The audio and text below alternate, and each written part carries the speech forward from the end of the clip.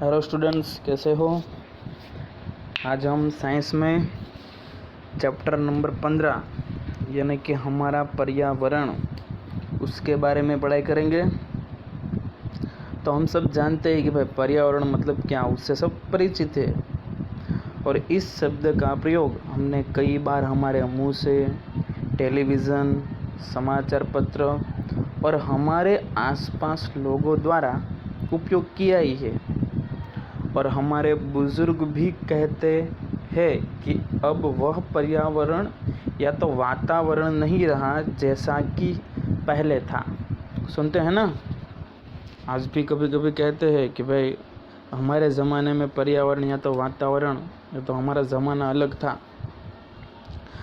दूसरे कहते हैं कि हमें स्वस्थ पर्यावरण में काम करना चाहिए। पर्यावरणीय समस्याओं पर चर्चा के लिए विकसित एवं विकासशील देशों के वैश्विक सम्मेलन भी नियमित रूप से होते रहते हैं। हमें पता है कि भाई हमारे आसपास का पर्यावरण अगर अच्छा रहा तो ही हम अच्छे रह सकते हैं। ये हमें पता ही है कि भाई थोड़ी सी अगर मान लो सीज़न बदल जाए, कि मान लो ठंडी की मौसम या तो बारिश की मौसम चेंज हो तो हमें बुखार आने लगता है। तो मतलब पर्यावरण अगर बदला तो हमारी तबीयत पे भी असर रहेगा। तो हम इस अध्याय में ये चर्चा करेंगे कि विभिन्न कारक पर्यावरण में किस प्रकार अनन्य क्रिया करते हैं तथा पर्यावरण पर क्या प्रभाव डालते हैं हम। ठीक है, तो चलो देखते हैं कि भाई परितंत्र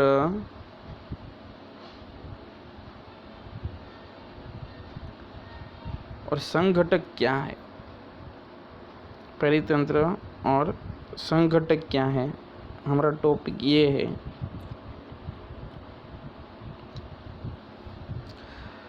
तो सभी जीव जैसे कि पौधे, जंतु, सूक्ष्म जीव एवं मानव तथा भौतिक कारकों में परस्पर अनोन्य क्रिया होती है तथा प्रकृति में संतुलन बनाए रखते हैं। हमें पता है कि हमें भी प्रकृति के साथ संतुलन बनाए रखना पड़ता है। जिस हिसाब से ठंडी तो ठंडी के हिसाब से रहना पड़ता है, गर्मी तो गर्मी के हिसाब से, बारिश तो बारिश के हिसाब से हमें बदलना पड़ता है। किसी क्षेत्र के सभी जीव तथा वातावरण के अजैव कारक संयुक्त रूप से पारितंत्र बनाते हैं। अतः एक पारितंत्र में सभी जीव के जैव घटक तथा अजैव घटक होते हैं।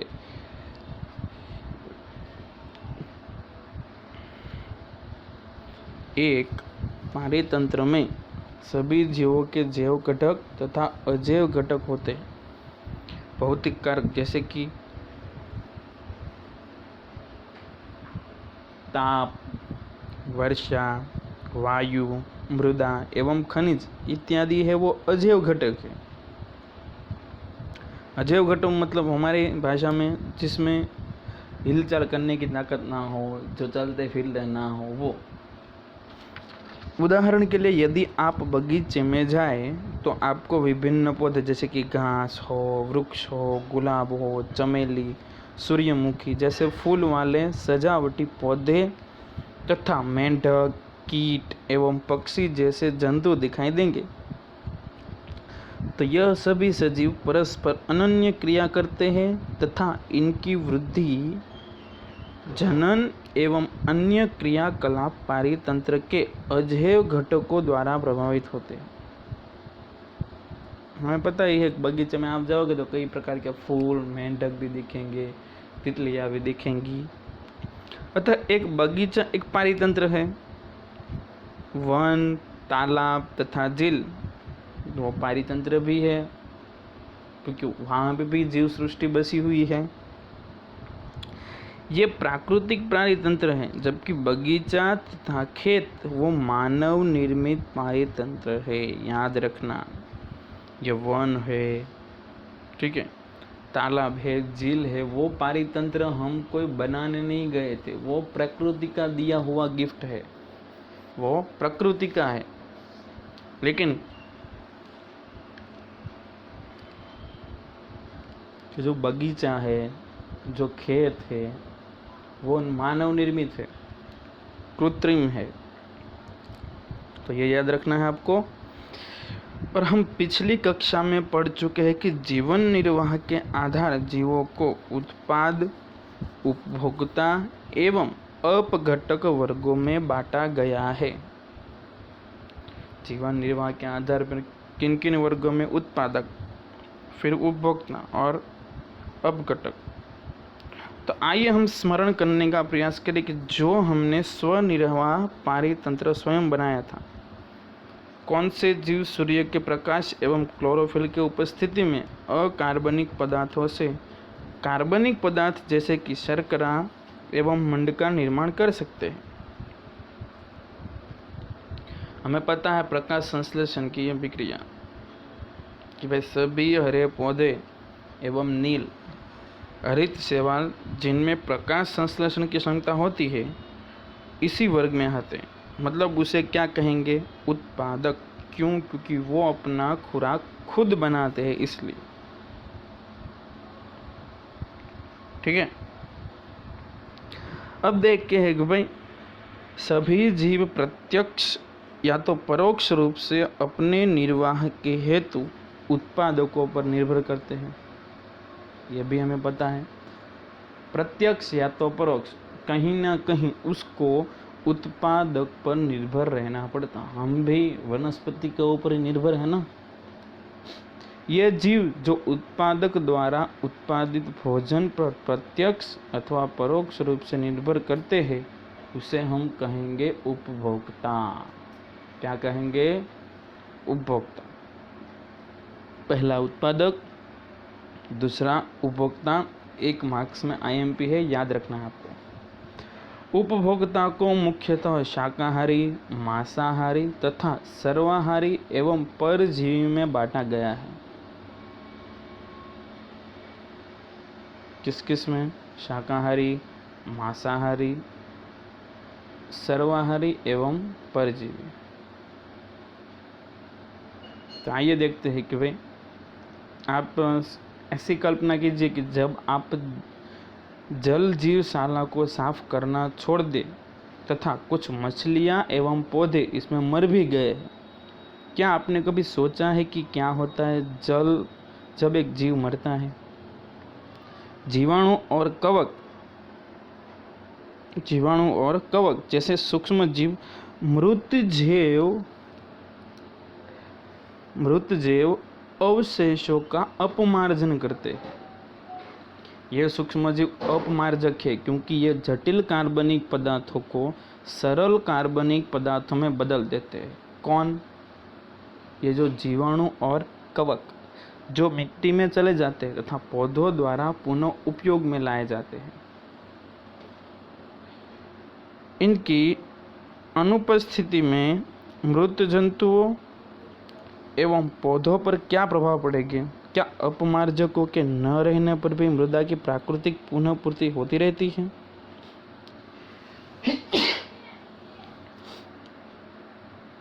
ये जो जीवाणु और कवक है वो क्या कराते हैं? सिंपल भाषा में, कोई भी मान लो पौधा या तो कोई जीव हो वो मर गया है तो उसको धीरे धीरे जटिल कार्बनिक पदार्थों से सरल कार्बनिक पदार्थों में बदलने का काम इसका है। इसलिए कहीं ना कहीं ये भी ज़रूरत तो है ही इसकी भी। ठीक है। तो ये हो गया हमारे एक टॉपिक पे पारितंत्र और इसके संघटक क्या है वो। अब हमारे सिलेबस के हिसाब से ये जो दिया है आपको आहार श्रृंखला एवं जाल, वो टॉपिक नहीं है। तो हम डायरेक्ट आते हैं कि भाई हमारे क्रियाकलाप पर्यावरण को किस प्रकार प्रभावित करते हैं। हमारी कुछ ना कुछ ऐसी प्रवृत्ति होती है जो कहीं ना कहीं पर्यावरण को प्रभावित करती है। तो हमें पता है कि भाई हम पर्यावरण में तो रहते ही है, तो सबको पता है। और पर्यावरण से साथ तो हम 24 घंटे जुड़े ही रहते हैं। अगर उसमें चेंज आ गया थोड़ा सा भी तो बहुत बड़ी प्रॉब्लम भी आ सकती है, ये भी हमें पता है, क्योंकि 24 घंटे हम पर्यावरण के साथ जुड़े ही रहते हैं। ठीक है, तो अब हम कुछ ना कुछ ऐसा घटनाएं या तो ऐसी प्रवृत्ति करते हैं जिससे पर्यावरण को नुकसान होता है। देखते हैं कि बस पर्यावरण में परिवर्तन हमें प्रभावित करते हैं तथा हमारे क्रियाकलाप गतिविधियां हमारे चारों ओर के पर्यावरण को क्या करती है, प्रभावित। कक्षा 9 में हम पढ़ चुके हैं कि हमारे क्रियाकलाप पर्यावरण को किस प्रकार प्रभावित करते हैं, और हम पर्यावरण संबंधित 2 समस्याओं के विषय में विस्तार से चर्चा करेंगे। और एक तो है ओजोन परत का अपक्षय और अपशिष्ट निपटान। तो 2 चीज़ों के बारे में हम आज पढ़ेंगे। तो चलो, सबसे पहला टॉपिक है ओजोन परत तथा यह किस प्रकार अपक्षयित होती है। ओजोन मतलब O3, ऑक्सीजन के 3 अणु जुड़ने से ओजोन बनता है। ओजोन के अणु 3 ऑक्सीजन परमाणु से बनते हैं, यह तो सबको पता है। जबकि सामान्य ऑक्सीजन, जिसके विषय में हम प्राय चर्चा करते हैं, कि अणु में 2 परमाणु होते हैं। ऑक्सीजन का अणु है तो उसके अंदर 2 परमाणु हैं, OO। ऑक्सीजन है वो सभी प्रकार के वायविक जीवों के लिए आवश्यक है, यह भी हमें पता है। लेकिन वही ओजोन एक घात विष भी है।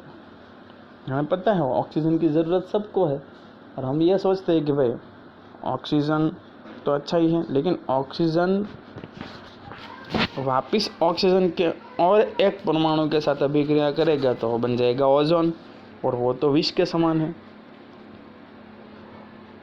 वायुमंडल के ऊपरी स्तर में ओजोन एक आवश्यक प्रकाश संपादित करती है, और ओजोन का काम है सूर्य से आने वाली पराबैंगनी विकिरण से पृथ्वी को सुरक्षा प्रदान करनी। क्यों? क्योंकि ये जो पराबैंगनी विकिरण है ना, वो जीवों के लिए अत्यंत हानिकारक है। उदाहरण कि भाई यह गैस मानव में त्वचा का कैंसर उत्पन्न करती है। देखो, तो ये सभी चीज़ें ना हो और हमारी पृथ्वी इससे बचे, इसलिए ओजोन की परत आई हुई, सेफ्टी कवर। वायुमंडल के उच्चतर स्तर पर पराबैंगनी मतलब अल्ट्रावायोलेट किरण के प्रभाव से ऑक्सीजन अणुओं से ओजोन बनती है। उच्च ऊर्जा वाले पराबैंगनी विकिरण ऑक्सीजन अणु को विघटित कर स्वतंत्र ऑक्सीजन परमाणु बनाते हैं, और ऑक्सीजन के ये स्वतंत्र परमाणु संयुक्त होकर क्या बनाते हैं, ओजोन। जैसा कि समीकरण में आप देखो, ऑक्सीजन उसके अल्ट्रावायोलेट, तो ऑक्सीजन परमाणु बन गए, फिर वापस वो ऑक्सीजन के परमाणु के साथ अभिक्रिया करेगा तो अब बन जाएगा ओजोन। और 1980 से वायुमंडल में ओजोन की मात्रा में तीव्रता से गिरावट आने लगी। क्लोरोफ्लोरोकार्बन, देखो याद रखना, CFC का फुल फॉर्म क्लोरोफ्लोरोकार्बन्स जैसे मानव संश्लेषित रसायनों को इसका मुख्य घटक माना गया है। ओजोन की मात्रा में अगर गिरावट करने वाला कोई है तत्व और मुख्य घटक, तो वो कौन सा है, CFC यानी कि क्लोरोफ्लोरोकार्बन। इनका उपयोग हम रेफ्रिजरेटर मतलब शीतलन एवं अग्निशमन के लिए किया जाता है। और 1987 में संयुक्त राष्ट्र पर्यावरण कार्यक्रम में सर्वानुमति बनी कि CFC के उत्पादन को 1986 में के स्तर पर ही सीमित रखा जाए। कहाँ तक? 1986 पर। और अब यह अनिवार्य है कि दुनिया भर की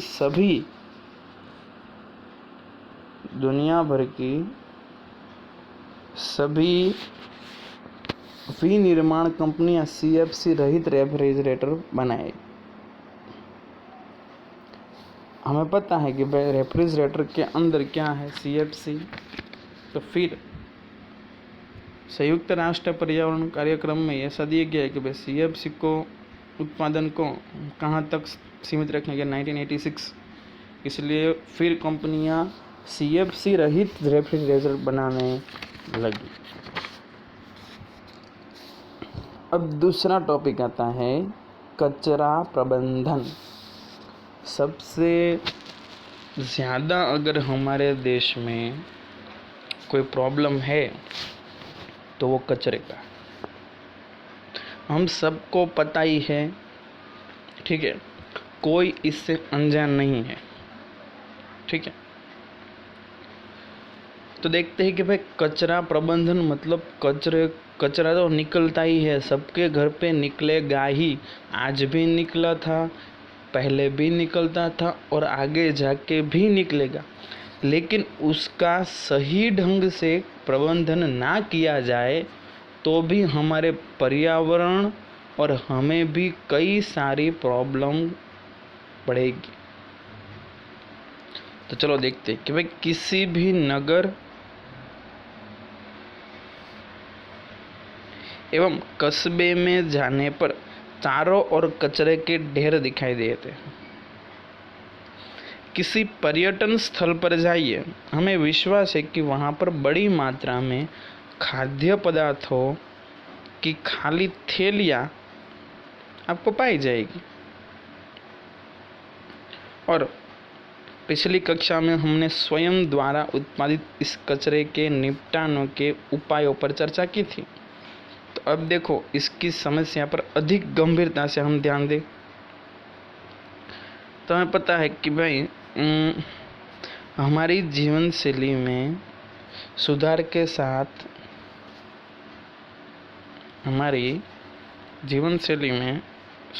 साथ उत्पादित कचरे की मात्रा भी बहुत बढ़ गई है, ये भी पता है हमें। जैसे जैसे मनुष्य आगे बढ़ना लगा, ठीक है,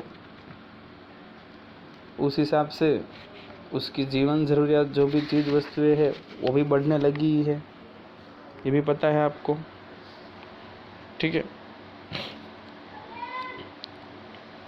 और दूसरी कि भाई हमारी अभिवृत्ति में परिवर्तन भी एक महत्वपूर्ण भूमिका निर्वाह करता है। परिवर्तन तो इसमें लाना ही पड़ेगा, पिछली कक्षा में। और दूसरा कि भाई हम जब चैप्टर नंबर 6 यानी कि जैव प्रक्रम, उसमें भी हम पढ़ चुके हैं कि भाई हमारे द्वारा खाए गए भोजन का पाचन है, हमें पता है कि विभिन्न एंजाइम द्वारा किया जाता है। तो हमारे मन में ये क्वेश्चन क्यों नहीं आया कि भाई क्या एक ही एंजाइम सभी भोज्य पदार्थों का पाचन नहीं कर सकता? होना चाहिए ना कि भाई चलो पूरी बॉडी में सिर्फ एक ही एंजाइम है। तो भाई एंजाइम है ना, वो अपनी क्रिया में विशिष्ट है। अब किसी विशेष प्रकार के पदार्थ को पाचन या तो अपघटन करना है तो उसके लिए विशिष्ट प्रकार का ही एंजाइम होना चाहिए। इसीलिए तो हम देखो, कोयला अगर खाओगे आप तो उसमें से ऊर्जा मिलेगी आपको? नहीं मिलेगी। इसी कारण बहुत से मानव निर्मित पदार्थ जैसे कि प्लास्टिक का अपघटन जीवाणु या तो दूसरे मृत जीवों द्वारा नहीं हो सकता। सबसे ज़्यादा देखो प्लास्टिक पर बैन भी कर दिया। क्यों? क्योंकि प्लास्टिक ऐसी चीज़ है उसको आप 1 करोड़ साल तक ज़मीन में गाड़ दोगे ना और फिर आप वापस निकालोगे ना तो वही रहेगा, वो सड़ेगा नहीं, ना तो उसका विघटन होगा। तो इन पदार्थों पर भौतिक प्रक्रम जैसे कि ऊष्मा और दाब का प्रभाव होता है, परंतु सामान्य अवस्था में लंबे समय तक पर्यावरण में वो बने रहते, ठीक है। तो वे पदार्थ जो जैविक प्रक्रम द्वारा अपघटित हो जाए, याद रखना आपको IMP है, वो पदार्थ जो जैविक प्रक्रम द्वारा अपघटित हो जाए उसे हम कहेंगे जैव निम्नीकरण, ठीक है। और वे पदार्थ जो अपघटित नहीं होते उसे कहेंगे अजैव निम्नीकरण। और अजैव निम्नीकरण वाले जो पदार्थ हो वो सामान्यतः कैसे है, अक्रिय, वो लंबे समय तक पर्यावरण में रह सकते हैं और पर्यावरण में रहे हुए सदस्यों को भी वो हानि पहुंचा सकते हैं। ठीक है, तो आगे कि भाई हमारी अभिवृद्धि में परिवर्तन भी एक महत्वपूर्ण भूमिका निर्वाह करता है। हम प्रयोज्य वस्तु का प्रयोग करने लगते हैं। पैकेजिंग के तरीकों में बदलाव से अजैव निम्नीकरण वस्तु के कचरे में पर्याप्त वृद्धि हुई है। हम खुद बदलाव लाएंगे तो ज़रूर बदलाव होगा ही। इसलिए तो कहा कि भाई आपके विचार में इन सब का हमारे पर्यावरण पर क्या प्रभाव पड़ सकता है। ठीक है, अब थोड़ा सा आपको जनरल नॉलेज के लिए दिखाया गया है यहाँ पे, सिर्फ बता दो। ये टॉपिक बोर्ड में नहीं पूछा जाएगा, ठीक है, लेकिन थोड़ा देखते कि भाई रेलगाड़ियों में प्रयोज्य निवर्तनीय कप। तो आप अपने माता पिता से पूछेगो तो उन्हें याद होगा कि रेलगाड़ियों में चाय कांच के गिलासों में दी जा रही थी। अभी भी कुछ जगह है वहाँ पे चाय के गिलास में देते हैं, कुछ ही जगह जो चाय वाले को वापस कर दिए जाते थे। डिस्पोजेबल कप एवं गिलास के उपयोग को इस आधार पर बढ़ावा मिला कि वे स्वच्छ एवं स्वास्थ्यकारक है। ठीक है, डिस्पोजेबल कप और गिलास, उसके उपयोग को इतना बढ़ावा मिला कि क्यों बढ़ावा मिला कि भी वो स्वच्छ है और कैसा है, स्वास्थ्यकारक। तो उस समय किसी ने भी कल्पना नहीं की कि प्रतिदिन लाखों की संख्या में उपयोग किए जाने वाले इन कपों का क्या समाधान होगा। कुछ समय पहले वे मिट्टी के पात्र के रूप में लाए गए, परंतु इस पर विचार नहीं किया गया कि इतनी बड़ी संख्या में कुल्हड़ बनाने के लिए कितनी उर्वरक मिट्टी का उपयोग होगा। अब एक कप में मिट्टी की ज़रूरत तो पड़ती है ना, तो सोचो आप पूरे देश में तो ऑल ओवर वर्ल्ड में कितने ऐसे कप बनाने पड़ेंगे, तो कितनी मिट्टी का ज़्यादा उपयोग होगा। अब कागज़ के डिस्पोजेबल कप का इस्तेमाल हो रहा है, तो हमें पता ही है कि भाई कागज़ है, देखो वो हमें पता है डिस्पोजेबल हो, उसको आप कभी भी ज़मीन में गाड़ दोगे तो उसका विघटन आसानी से हो सकता है। तो हमें यह सोचना कि भाई प्लास्टिक के कप के अपेक्षा कागज़ के डिस्पोजेबल कप को इस्तेमाल हम करेंगे तो लाभ होगा कि नहीं होगा, क्यों, पर्यावरण को नुकसान नहीं होगा, प्लस कागज़ के होंगे तो डिस्पोजेबल, उसका विघटन वो भी आसानी से होगा। ठीक है, तो ये सब तभी होगा जब हम परिवर्तन लाएंगे, कुछ हम हमारे में बदलाव लाएंगे। आप कभी भी कुछ चीज़ लेने जाओ, हमें पता है कि वह प्लास्टिक से क्या क्या हानि होती है, हमें पता ही है, सबको पता है, फिर भी हम सब्जी लेने या तो दूध की थैली लेने जाते हैं तो वहाँ हम सामने से मांगते हैं कि भाई थैली दो प्लास्टिक की। हमें पता होने के बावजूद भी हम ये गलती करते हैं। ठीक है, तो इससे अच्छा हमें पता ही है कि भाई जब हम जाएंगे तब हमें ज़रूरत पड़ेगी, तो घर से कपड़े की थैली लेके क्यों ना जाएं। अब कई लोग ये सोच रहे होंगे कि सर मैं अकेला या तो कोई एक इंसान मान लो प्लास्टिक यूज़ ना करे तो क्या फ़र्क पड़ जाएगा। तो उसको मैं बताना चाहता हूँ कि भाई जब खुद सोचते हैं या तो खुद में बदलाव लाते हैं ना, तब दुनिया पीछे पीछे चलती है। उसका सीधा साधा एग्जाम्पल है हमारे राष्ट्रपिता गांधी जी। अगर गांधी जी ने ऐसा सोचा ना होता कि भाई मुझे देश को आज़ाद करके कहाँ जाना है और मुझसे अकेले से क्या होगा, अगर ऐसा सोचा होगा, वो अकेले ही थे और ये विचार उसमें ही आया था। क्रांतिवीर तो सब हो ही गए हैं, ठीक है, कई शहीद भी हुए हैं, विचार सबको आया था, लेकिन गांधी जी ने तब ऐसा सोचा था कि भाई मुझे क्या पड़ी है, मैं भी एंजॉय ना करूँ लाइफ को। तो आज हम ये जो बिंदास से या तो आराम से बैठे हैं वो नहीं बैठते, ठीक है। इसलिए आप जब भी कहीं पे भी जाओ, कपड़े की थैली लेके जाओ, और दुकान वाला अगर आपको सामने से प्लास्टिक की थैली दे तो आप सामने से उसको कहो कि नहीं, मुझे प्लास्टिक की थैली नहीं चाहिए, प्लास्टिक नो यूज़।